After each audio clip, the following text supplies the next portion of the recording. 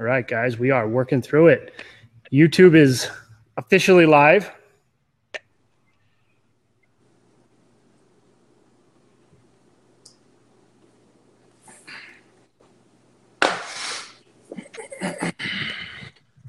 All right, everybody, welcome to Chan's Logic, episode 26.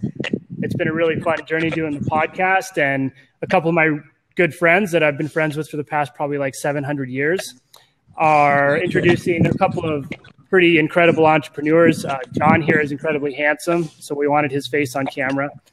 They've come out with a couple new products. They have a bunch of companies, and I wanted to bring them on and talk about the journey to what they're doing now and how they got there, all of that. So let's you guys introduce yourselves a little bit. We'll start with Brandon, and then we'll talk to John.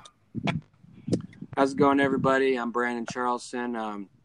Been in the Air Force almost 14 years now, and from Reno, Nevada. That's how I know Chandler. My good friend over here, John.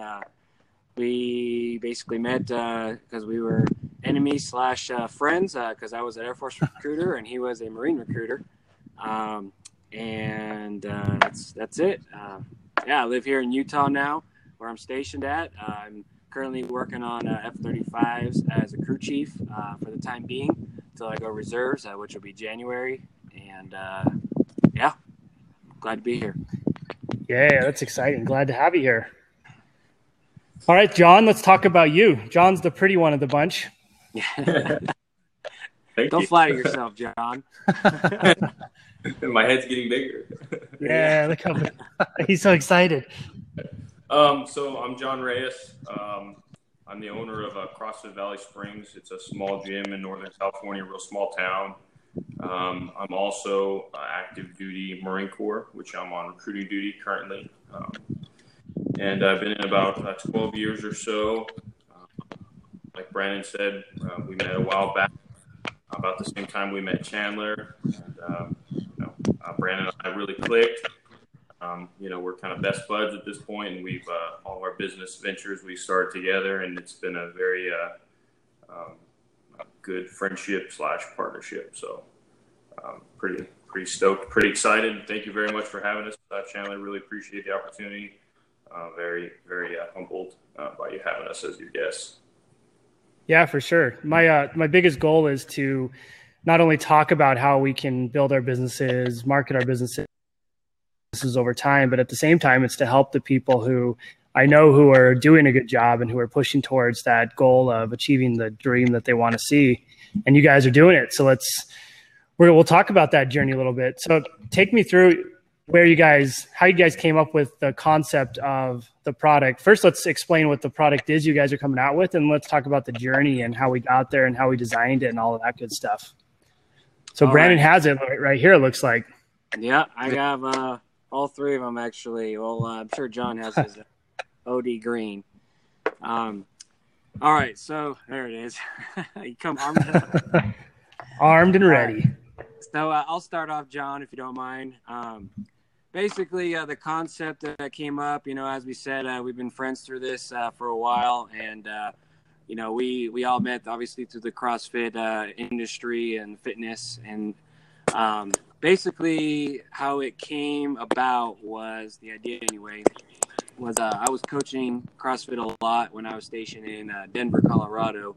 And there was a lot of times was very early mornings. We 4:30 a.m. class because in Denver it gets real busy real quick. So with traffic and all that, we got an early class. So I used to coach early mornings. And of course, got to be up extra early to be on time.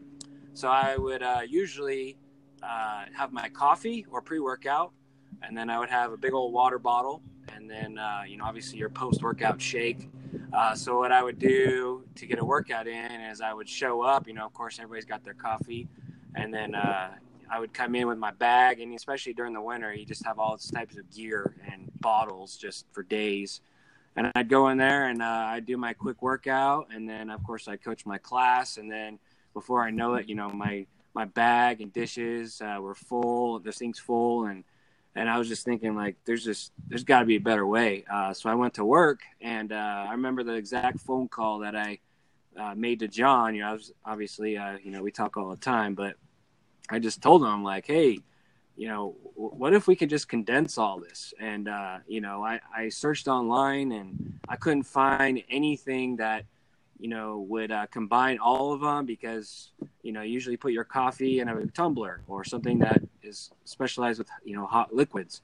Your protein shake, you have usually, like a blender bottle or something like that, which they all work great. But you're not going to put coffee in a blender bottle. At least most people wouldn't. And obviously your water bottle, your water bottle is your water bottle. You don't put coffee in your water bottle or your protein in your water bottle, because you just don't do that. So yeah, we just started talking, and then we're like, well, it needs to be collapsible, because, we travel a lot, especially as recruiters, or even, anybody for that matter. And we're like, okay, well, there's no such thing as a collapsible shaker bottle. And so, basically, John and I, we thought about it. We kept looking and looking and looking. Couldn't find a damn thing in Amazon, Google, anywhere. I mean, obviously, there's sources for days, but we couldn't find anything. We even searched Alibaba. We're like, well, shoot. I mean, if it's anywhere, it's on Alibaba. I mean, that's right.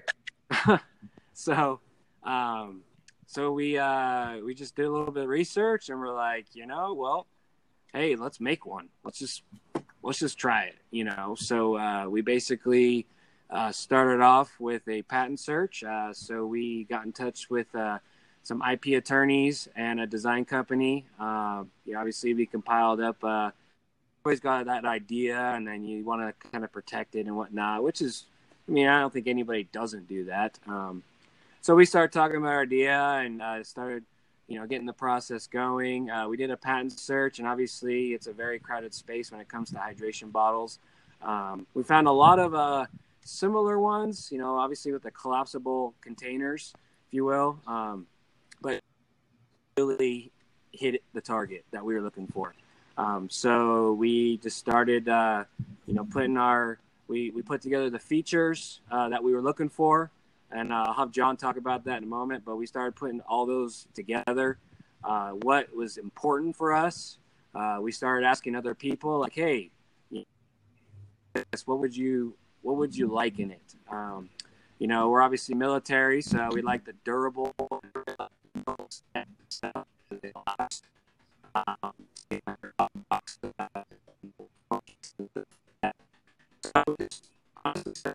Process very quickly, as you can imagine. It also takes a lot of time. Actually, we've been in this game now for 2 years, which it seems like 2 years, but it's actually gone back pretty quick. So we've gone through multiple prototypes. They're all just in my basement, just hanging out there. With our backers, I'll definitely be showing journeys and stuff like that of where how far we've come, and why it took so long for us, in our opinion, to actually launch our Kickstarter, because we wanted to do this right. We wanted to make sure it was time to actually launch the Kickstarter. We wanted to take this as far as we possibly could. Just John and I, which 100% has all been organically funded out of our pockets. We started Fortified Nation, the clothing company, to kind of help bootstrap that, and that's become a little bit of a brand as far as that goes. And obviously, if you can create a brand and turn a dollar, well, that's something that we reinvested into the project to keep it going. So that's worked thus far. But here we are today, and basically we've already put half down on our tooling. And so that's going as we speak on the back end. And then, of course, we launched the Kickstarter to help us with the other side of the tooling, as well as, the fulfillments and getting that initial inventory. So, yeah, that's exciting. So you had a comment on there that I think it's a simple comment, but it has such a big connotation associated with it. You said, we had an idea and we just did it. So when you look at 99% of the world, they have an idea and they just never do anything. So people just continue on and wish they would have done it, and you guys did it. But then the big thing behind that as well is just doing it isn't just a simple sentence. It's a 2-year journey. It's fun at times. It's horrifying at times. Sometimes it's indifferent. Sometimes it's a roller coaster. So talk a little bit about what are some of the struggles you guys had along the way? Because I know a lot of we get this idea in entrepreneurship that it's this like thing where you ride with unicorns in the clouds, but in reality, you got to eat a little bit of dirt first before you can ride the unicorn. Absolutely. Yeah. John, do you want to talk about that? Yeah. Let me. He seems pumped to talk about this. He's like, let me tell you. All right, pretty boy, funny. Go. Oh, you're good. Oh, okay. So yeah, it's funny. This morning, before I was heading over to the house here, my wife and I were talking, and I was reminiscing to the phone conversation that Brandon and I had when he kind of approached me, like, "Hey, man, like I got all these water bottles. I go to the gym, my bag's overfilled.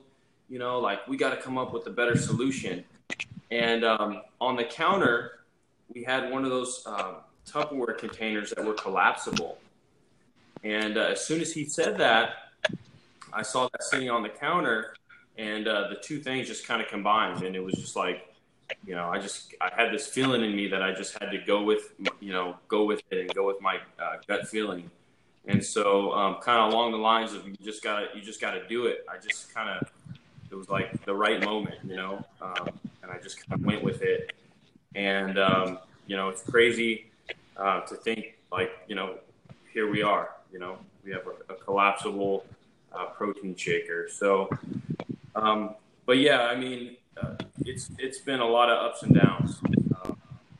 I think the hardest part, and, you know, 99% of people, you know, will have an idea and they just never go. They just never do it because it's so scary for financial reasons. You know, there's 100 reasons why you shouldn't, you know, take that jump. You know, but I feel like, you know, it was a thing, a point in our lives. We just Brandon and I just came together and we just had to get it done. So, you know, it's been ups and downs. I think the hardest part has been the financial part. You know, Brandon and I have funded this 100% out of our pockets, you know, up until this point. So, you know, that's been the scary thing. I got bills to pay just like everyone else. You know, I run a business. I'm an active duty Marine Corps. I don't make money. I'm stable, but I don't make a lot of money. And you know, that was the hardest part for me, the whole financial piece. And so I don't know, Brandon, what was that the same for you, or kind of what was the scariest part for you initially? It was. I'd have to say a lot of it, you know, comes definitely with the financial aspect, you know, because that's a large reason why majority of businesses, especially in the first 2 years, they don't succeed is for financial reasons, you know. And that's why, for me, I'm thankful that it has taken us this long, thus far. And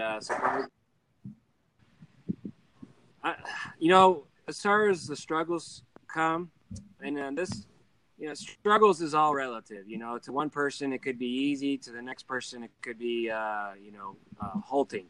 And I feel like in a lot of ways, I don't know about you, John, but for me, the tempo, as far as our experience in being in recruiting duty, especially for the military, what would normally seem a challenge for most is another daily thing for us. I'll give you an example. Let's say you have a million things that you have to do in one particular day, and, you know, you have your plan. You know, it's just like, what's his name? Mike Tyson said, you know, everybody has a plan until you get punched in the face. And that's right. So true, because nothing goes as planned. You have to have an idea, and you have and the big word here is execution. The thing is you can have a plan, and yeah, you get punched in the face, and then what do? You know, it's almost expected. You're going to get challenged. You're going to be, it is a very, very steep uphill climb when it comes to that. And you don't even know where the summit is. You don't even know where the top of the mountain is. You may never get there, but you know what? If you get comfortable being uncomfortable, meaning if you are on a very, you know, very steep hike and you're just in pain. Think about the hardest workout you've ever done. You're just in pain. You just kind of want to quit, but you're not going to. Thing is, like most people say, it's like if you quit, it lasts forever. Pain is temporary. It can last for a minute, an hour, or a day, or even a year, but eventually it will subside. That's one of the most motivational speeches that's ever been told. But for me, it really comes down to assessing the situation when you are faced with adversity. For finances. Okay, how much is this going to cost? Well, I hate to say it, but eventually, John, I just become numb to it. What started off as, it's a $500 patent search. Like, oh damn, 500? That's initially we're like, oh shit, but then it becomes like, okay, well we need to pay $2,000 for this and $8,000 for a patent and all these things and the next phases, and then you spend $2,000 on a prototype. You wait 2 months for it to come in the mail. You get in the mail and it's not it. It doesn't suit exactly the idea, and so we're like, all right, well shit, back to the drawing board. There's another 2,000. So eventually become comfortable being comfortable. And that's the thing about it is, in my experience, you have to be comfortable being uncomfortable. You have to be willing to have a plan in mind, but when you get punched in the face, what are you going to do? And that's why, to me, we've gotten to the point we have, is because we've got punched in the face. We're like, okay, let's think about it and let's keep it going. Yeah, that's huge. You find more often than not when you start something as an entrepreneur, when you're starting a business, that it's just like you're saying, it's not sunshine and gumdrops out there. You're going to have an idea and a plan, and by the time it's complete and finished 2 years from now, it's going to be 100% different than what you thought it was when you started. And nothing ever goes the way you want it to. You always end up using plan H. So there isn't even a plan C. You have to think way beyond that. Like, what happens when this fails 17 times? How do I pivot shift? How do I adjust? How do I swallow my pride and realize maybe I'm not always right and these other people have things to offer? And then you also find, like, you have to leverage your strengths. We talk about this a lot. So number one, like you were saying, is execute. If you don't actually do anything, you're never going to get anywhere. Number two is being consistent. So after you execute, actually following through with it and not letting it fail. And then after that, we have to make sure we leverage our strengths. And so when you guys work together, it's huge when we learn and understand what we're good at, and then we find someone who picks up the slack to where we're not good at something. So maybe it's like, we don't know how to do marketing, so we hire someone for marketing, or maybe we don't know, we need a CFO for finances or something like that. So we always find people who can leverage what we're not good at. Have you guys done that in this journey? Yeah. So I'll chime in if you don't mind, John. I'll let you. So for me, that is the difference, is you never want to stop learning. I've read a lot of books. I've listened to a lot of podcasts. And for me, it comes down to, even the smallest things. Like, I have a 3-month-old and a 3-year-old. So when I'm home, it's daddy time or it's business time. And there's never, ever a moment where, it's sitting on the couch. And I mean, you got to find that time too, but it's balance. And so the way I've found for me is when I'm driving to work, I won't listen to music. I'll actually just listen to a podcast. So we're talking 5, 15 minutes, whatever your commute is. If you have a long commute, well, even more the better. You're going to be in a car, you might as well learn something. So it's really just, searching and researching and reading things. Learn something new every day that you didn't know before. If you don't know how to market, well, go to YouTube. How do you market? Or watch this podcast. There's a lot of them out there. There's always at a point now to where it is ridiculously easy, because we have so many resources that can feed you knowledge. Like, it, obviously college is there, but you don't need to sign up for a college class anymore, really, to learn something. There's plenty of info out there, like Linda, University YouTube, as I like to call it, all sorts of stuff. Literally, you can find everything, and not everything's credible, obviously, but if you have common sense and you have a true entrepreneurship mindset, then you'll find what you want. You'll find it. You just got to go get it. Exactly. That's huge. And you also find out too that there's a ton of information out there, and all of this information is technically theoretical because it hasn't been tested in exactly what you're doing. So you consume all this information, you compile all this information, you create a construct of what you think is going to happen, and then you create your own ideas and your own strategies, and you figure out your own path. And that's the big difference, I think, between theory and practicality is you can understand theory till you're blue in the face, but until you actually get out there and execute on that theory, you really don't know if it's going to work or not in your industry. Just because it's on a blog post doesn't mean it's going to work, but you should read and consume as much as possible to create your own market. Yep. How about you, John? Yeah. I would say as far as a strength, I'm not very good with the marketing and all the tech stuff. So Brandon has been the strength in this, and that's why we're a very good partnership. Brandon handles all the back end stuff, and there's been times when I was like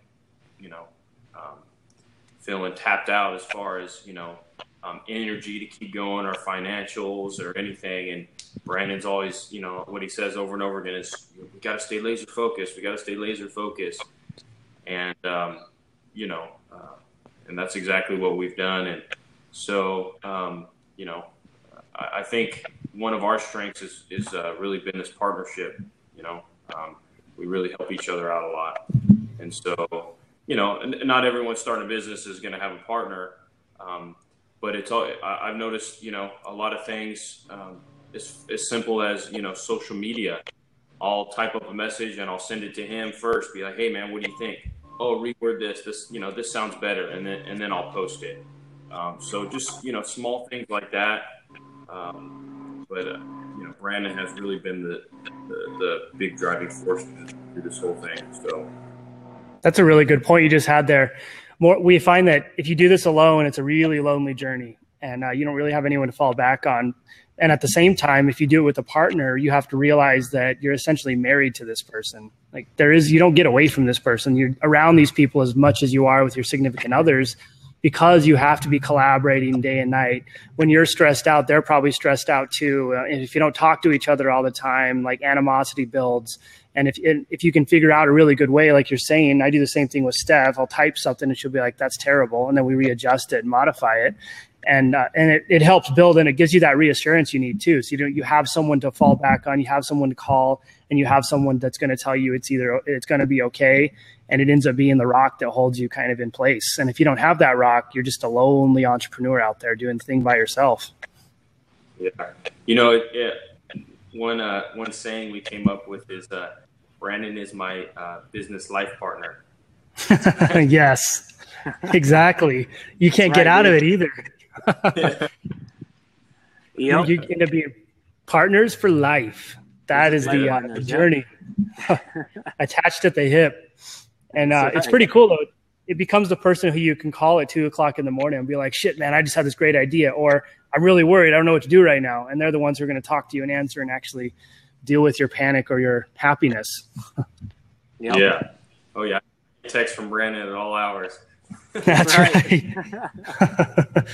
That's how you know you have a good partner too. When you guys are collaborating, it's like midnight and everyone's like pumped and still doing it, where everyone's like, all right, we're going to make it through this. Yep. Yeah. That's right. So Absolutely. the other cool thing I think that you guys are doing that I see that's always a really cool thing to watch is bootstrap financing.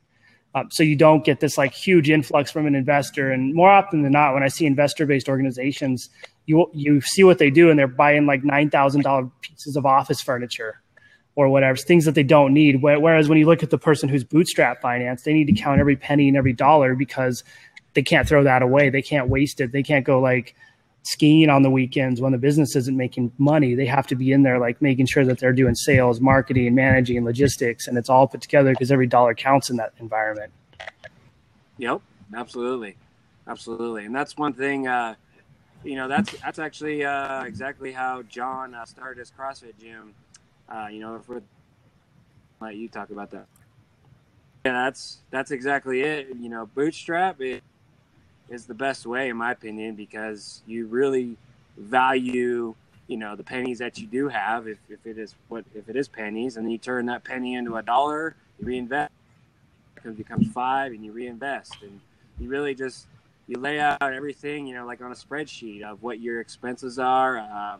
Like I said, we're at a time now where, literally you can do everything from your phone, Excel spreadsheets, QuickBooks, things like that. It becomes too easy just to be able to keep the books up to date and know, where you're at financially. So like, we're at a time where bootstrapping is, it's hard. It's hard work. Like there's been, just like when we saw you last time, Chan, is, literally, there was our most recent booth. We went to Carson City to hold a booth where, we're selling shirts and socks and wrist straps and stuff, all of which I've made the wrist straps, right in my basement. I've screen printed all the shirts, including this one. Like, I didn't know how to screen print it first. And then, you just become a master at your skill because that's what it takes. And you learn what, you need to do in order to create that brand, create quality content. And that's what bootstrapping is about, is learning the process yourself while being a student too. And, asking for help, and also being able to recognize, like you said, Chan, where, you gotta be able to swallow your pride. And sometimes somebody has a more efficient and better way to do it. And you gotta think on it and, let it digest. And then, like I said, it's always a learning process. So the more, especially with the business partner, when you bootstrap and you have a reliable business partner, it really does, put a lot in your arsenal to become successful. Yeah, exactly. And if you have a good partner and a good relationship, it's a win from the outset. And one of the biggest things I think in partnerships too is communication. If you can't communicate openly about everything, like everything on your mind, good feelings, bad feelings, frustrations, that's why we see partnerships end in failure and a lot of that stuff. And that's why you guys are committed as being life partners. You're set because you're already communicating constantly, consistently, efficiently. And that's the key to partnership success, communications. Like 500 texts a day. That's right. Yes, and that keeps it open. And that's huge because that's clear lines and clear and open communication. And if you have a partner that you don't hear from for like 2 or 3 days or a week, you're freaking out. And you're like, why isn't he talking to me? Where's this person at? We're supposed to be in this together. And just by being open like that, you guys have set yourself up for success long-term for having a good partnership. Yep. So when we think about the journey you guys have been on, we started off, John has a CrossFit gym. He bootstrapped and opened that up. Brandon, you guys have Fortified Nation together, and now you have GoPucc that you're building. How did we go from gyms to Fortified into the GoPucc journey, and what did that look like? Go ahead, John. Well, as far as the gym, I started CrossFit there at Battleborn there in Reno, and being active duty, I was stationed down in Southern California, and then eventually stationed back here in my home area, up near Sacramento. And so it's a small town, so there, CrossFit was a new concept, and I just kind of, I had my level 1 certification, everything, and I had some experience coaching. So I just I started offering classes. I posted on Facebook, and there started to get a lot of local, resale pages and things like that on Facebook. And I started offering classes for free out of my garage, and it started to get some good traction. And so, I purchased more gear. I probably dropped like 15 grand in gear, and I had we got affiliated through CrossFit, and I started a whole, mini CrossFit gym basically. And in one day we had 30 people come to the garage. And so at that point I realized like, hey, this could do pretty well. And I took that leap. I rented a location, and I probably spent another 30 grand on equipment. And, things just got going from there. We're in a small town, so we have a good client base. We've been in business about 4 years now. So, it's been going good. And at this point, we leveraged the gym. We leveraged the gym to help us with Fortified Nation, to use funds for that, for bootstrapping, in order to get us to our ultimate goal, of launching the GoPucc. That's really cool. And that's such a good idea, is building one business to leverage and finance the next. And that's the ultimate way to build as an entrepreneur. You build something up, and it's the long-term game at the same time. So you start one thing because you know it's going to be what you use to finance the next bigger thing, which you know is what's going to be used to finance the next bigger thing. And you just keep moving up through the journey. And over the course of like 3, 4, 5, 6, 7, 10 years, you've been able to leverage yourself up and build one thing after another, using the other things to build them. Oh, yeah. So, one Which thing is exciting. that we've all said, and I know a lot of entrepreneurs have all said this, but one thing for our audience to keep in mind is it's about finding value. It's finding value because when you provide value to somebody, that's when they exchange currency, obviously, which funds your business. So if you find value through training clients, whether it's through CrossFit or whatever, okay, you become an expert at that. You get your credentials, get your knowledge, things like that, whatever it is. It could be, screen printing. A lot of everything, what we did is no different than, what most businesses do. It's finding value to be able to provide in exchange. Obviously you get paid for that. And that's what it's about. You got to find something that you enjoy doing and ask yourself, how can I provide value to somebody else? And then, or you solve,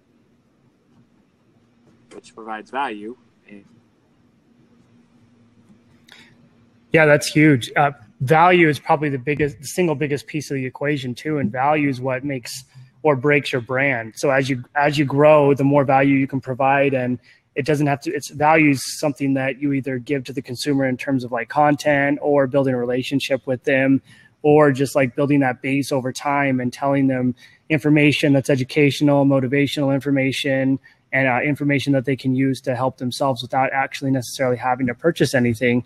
You continuously build that value and build that awareness and build that brand until you have people who will follow you and purchase anything you put out, take in all the information you put out. And that's how you create raving fans. And if a business has a base of raving fans, that's when that business is going to ultimately win in the end, because these are the people that are going to follow them and really, really care about what they're doing. I know, which is exciting. At the gym have been extremely supportive of Fortified Nation, of GoPucc. They've been my loyal members, and they've been very supportive through this process. So I'm back. You're absolutely. Brandon's back. Lost him for a second. My phone. I'm outside. I got a sleeping baby, and who knows what's going on inside, but. It's always good to have backup. See, you get faced with adversity. That's right. You gotta reassess. Figure it out. Remember, the phone, sky is never falling. My phone literally shut down because I'm outside because it's 97 degrees here, and it says your phone needs to cool off. So thankfully, I have my iPad sitting right in front of me. So you were set. Yeah, that's the key. The sky is never falling. It's only coming down a little bit. That's you just have to put an umbrella up and then waddle through it. That's right. Yeah. So we were just talking about based on like what you were just talking about value. I was saying like the more value we can give people, and the more we can get people to feel like we really, really actually care about them, and the more we listen to what they're saying, the more likely it is we're going to build that raving fan base who's going to purchase anything we have and who's going to want to purchase what we have. And then it becomes less of a sales process and more of a communication effort. Like, here's where we're at. Here's what we're doing. You've been following us this long. What do you think about what we're doing now? And then you get people approaching you, and you get repeat buyers and people who they'll do anything to be part of your story. Mm-hmm. That's right. Absolutely. And that's the big thing that we want to do with Kickstarter. John and I obviously been in this, and, our wives are, by default married to this, our family. That's right. Well aware, whether they like it or not. And, we hear like, what do you, all the damn bottle business, this and that. And, you just keep going. Because then it becomes a point where, why would you stop? You might as well just, as long as you're on a good momentum, keep that momentum going. Because if it dies and you lose focus, then you're going to have to go back to getting that focus again. But back to, the Kickstarter on why we chose that. Obviously, like I said, John and I have been in this, just him and I. And one of the big reasons we wanted to go Kickstarter is not just for, the finances, because, we wanted to keep this, between him and I without any outside investment, at least thus far, because being startup, we want to retain that as much as possible. But really the crowd aspect, the big, it's not the crowd funding. It's not even the funding. It's the crowd, because for us, this crowdfunding is a opportunity, for people to become the founding backers of the brand. And that's important to us because it allows us to get real market feedback while we're in the process of it. We're have tooling being made. We could select colors, just little stuff, where we actually, get feedback, real feedback on everything. And when somebody backs you, for us, it's not just, okay, hey, thanks for your money and see you later. Like, no, it's not just that. Like, we are about service after the sale. Like, okay, you're a backer. Like, you can know that you are part of us being able to bring it to life. And therefore, going forward, we're always going to have that relationship. At least we would love to, for most of our backers. And we want other people to feel like, hey, like, that bottle in my cabinet, the GoPucc, like, we brought that to market. Like, I backed that. And we want to know that happened, because, like I said, it's all about the journey. It's about having fun with it and, providing value. And if we come up with a product, just John and I think, and then, obviously it provides some value, but it provides more value knowing that somebody was a part of it, at least backing the project. And that's why we chose to go that route. That's huge. It's when you look at Kickstarter and GoFundMe and a lot of these campaigns, especially Kickstarter, because it's essentially social networking for financing your projects and building up what you're doing. And it's a lot easier than going and trying to find angel investors who want to take a piece of your company but aren't necessarily connected to the company. So when you do it that way, like you're saying, you get people to not only donate to what's happening, but you get people to feel like they're part of your story. Mm-hmm. And when people feel like they're part of your story, they feel connected to that brand. And when they get that connection, that's powerful. And that's an emotional feeling that they get. Like, hey, I helped that. I built that with them. I was part of that. And I got a handwritten letter from them when I donated, and or they personally called me or whatever. And that made me feel special. And now whatever that they release or they put out, I'm going to share that and make sure my friends know about it. And now you've essentially created a networking feeling and a relationship-based feeling with all the key people who are customers and their networks, because now they're going to share to everybody because they're so proud and pumped to be part of what you're doing. That's right. Absolutely. And that's the culture of caring. That's right. Absolutely. Service after the sale, it's not just that's right. The money exchange and have a nice day. It's like, hey, let me know truly what you think. You're now a part of this journey. So yeah. That's huge. That's customer centric. It used to be a one-way talking line with the brand spewing down everybody's throats what they should think and feel. And now it's customer centric or customer driven. So it has to go to the customer and it has to come back to the brand. And then if both sides are listening and understanding, that's how you drive and do a customer driven strategy where they really do feel like you care about them. Mm-hmm. Absolutely. You have anything to add, John? No, I mean, you said a lot there, Brandon. So you guys are so connected. He speaks for you. Yeah. I read his. He can finish your sentences. Come over here. Yeah. So let's so wrapping this up, just tell me where people can go and learn about your project on Kickstarter and how they can ask questions or get involved if they want to. And if you guys have been following this podcast and everybody else does, and they know I've never actually told anybody to buy a product on here. So bringing you guys on means that you're really going to follow up with what you're doing, and you're really pumped, and you're really here to help people out. So tell me how they can find it and how they can get in contact with you guys. Yeah. Go ahead, John. Oh, I was going to say, as of right now, we are live on Kickstarter. So if you go to Kickstarter and just search GoPucc, GoPucc, and it'll pull right up. We're on Facebook, GoPucc, and we're also on Instagram, GoPucc. So Instagram seems to be kind of more of our niche. So we're gaining some good traction on Instagram. Yeah, do you have anything, Brandon? So yeah, we have our social channels. Obviously, we're very responsive to direct messages, emails. We're on that all the time. You can reach out, Facebook, Instagram, and of course, good old email. You can go to gopucc.com, GoPucc.com, and send it right to our email address. Both John and I, as well as our spouses, are all we're always checking on it and making sure people are getting their questions answered in a timely fashion. So. I always love it to see the spouses involved. They're part of the partnership too. Right. It's exciting. Yep. So they drive the wagon. Like without Steph, I'd probably fall apart. If I didn't have them, I'd starve. So I have to keep them happy. That's true. So I'll add all that stuff in the show notes too, so everybody can go to follow you guys on social media and go to the Kickstarter and all that. And thanks for being on the podcast. It was good bringing you guys on. Thanks, John. Appreciate you for having us. Yeah, definitely. This will be up on iTunes and SoundCloud probably later today. So Perfect. That'll be exciting for all our audio-based listeners, which is like everyone. Yeah. Like I said, driving to work, you got to listen to those podcasts. That's right. All right, last thing. If you guys could give one piece of advice, like one short piece of advice, what would you give for someone who's thinking about this but hasn't taken the plunge? We'll start with John. Just do it. There we go. Just do it. That's it. Execute, right? Just execute. That is the difference.